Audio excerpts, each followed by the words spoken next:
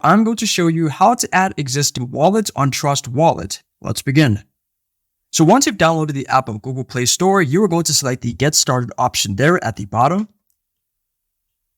So you're going to have two options, either to create a new wallet or add an existing wallet. So we are going to go to the bottom there and then select Add Existing Wallet, Import, Restore, or View Only.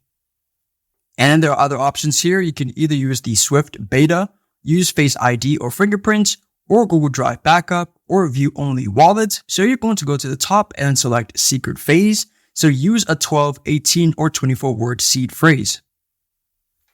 Then we have other options here. We have the Bitcoin, Ethereum, BNB Beacon Chain, then BNB Smart Chain, then Cardano, XRP, Solana, and so on. But the one that we're looking for is at the top, so it's multi-coin wallet.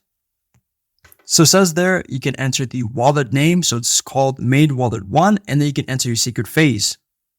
I hope this tutorial was helpful for you, and I'll see you in the next one.